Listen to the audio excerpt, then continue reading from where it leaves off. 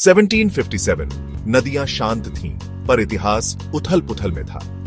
बंगाल की धरती पर पोलाशी का युद्ध वह मोड़ साबित हुआ जिसने ईस्ट इंडिया कंपनी को साम्राज्य बनाने का रास्ता दिया। नवाब सिराजुद्दौला 1756 में बंगाल के शासक बने। अंग्रेज व्यापार करते करते किलाबंदी और तोपखाने बढ़ा रहे थे। कासिम बाजार और कलकत्ता में तनाव बढ़ा। नवाब और ईस्ट इंडिया कंपनी के बीच संदेह, षड्यंत्र और लालच ने युद्ध की जमीन तैयार की।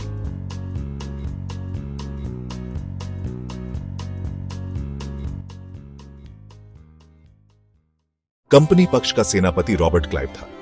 दूसरी ओर नवाब की सेना बड़ी थी, लेकिन दरबार के भीतर विश्वासघात की आंधी चल रही थी।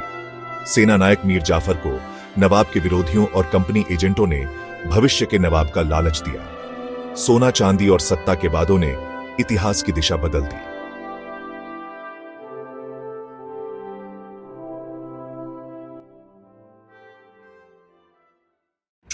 जून 1757 पोलाशी के आम बाग के पास दोनों सेनाएं आमने सामने थीं।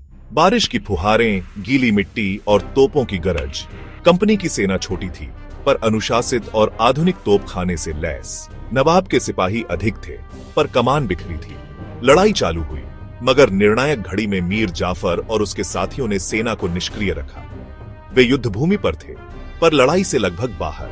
उधर क्लाइव ने सीमित गोलाबारी लेकिन सटीक रणनीति अपनाई। नवाब पक्ष में अफरा तफरी मच गई। कुछ दस्ता बहादुरी से लड़ा, पर नेतृत्व डगमगा गया। कुछ ही घंटों में बाजी पलट गई। सिराजुद्दौला भागे, पकड़े गए और 1757 में उनकी हत्या कर दी गई। मीर जाफर को नवाब बनाया गया, पर असल ताकत कंपनी के हाथ में चली गई। यहीं से बंगाल की समृद्धि पर कंपनी का नियंत्रण और भारत में अंग्रेजी राज की नींव पड़ी। पोलाशी ने सिर्फ एक युद्ध नहीं, पूरी सदी का इतिहास बदल दिया। दीवानी अधिकार, कर वसूली, निचोड़ती अर्थव्यवस्था और किसानों कारीगरों पर बढ़ता बोझ, यह वह मोड़ था जहां व्यापार राज में बदल गया। पोलाशी हमें सिखाता है, आंतरिक फूट, लालच और बाहरी चालें मिलकर सबसे मजबूत किलों को भी ढा देती है। इतिहास केवल तारीखें नहीं, हमारे आज के फैसलों का आईना है।